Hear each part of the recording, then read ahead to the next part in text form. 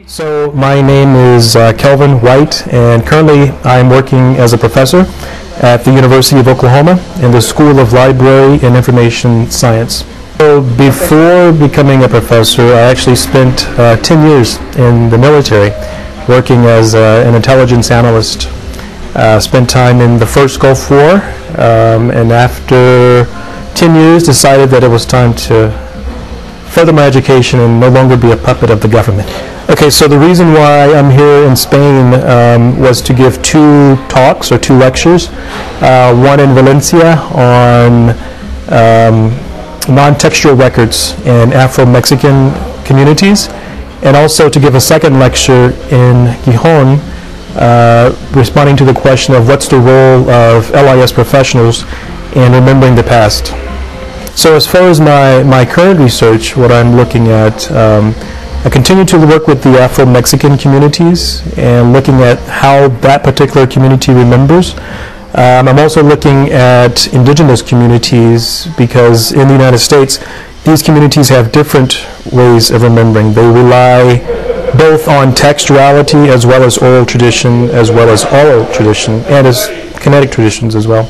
So, but as a whole, my research agenda really relates more to different record-keeping infrastructures in different societies, whether it's oral, textual, kinetic, or oral.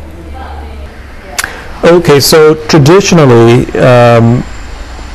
archivists and archives have collected the memories of elite organizations, elite institutions such as governments, large corporations, universities, etc., etc. And most archival programs in the United States still tend to focus on those elite organizations. So my research deals with looking at different ways of remembering, particularly those communities that are not represented in the archive, hence the Afro-Mexican community of the Costa Chica in Mexico, also working with Native communities in the United States.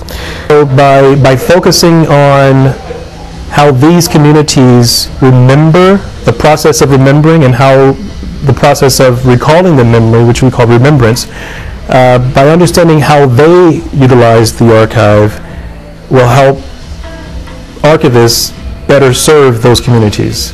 Because if these communities are not relying on text, they can't go to a textbook per se to uncover or discover its past.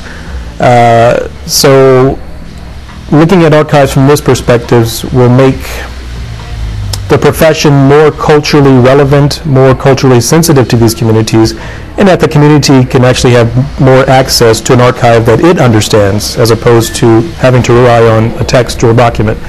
So this is important because when it comes to cultural heritage, for example, with the Afro-Mexicans, this helps this particular community relate to a larger African diaspora. It also allows the community to better understand how that community has contributed to, let's say, in Mexico's case, Mexico's history and its contribution to Mexico's historical past. So in regards to how new technology can enhance the role of archives, I would say that technology is tricky.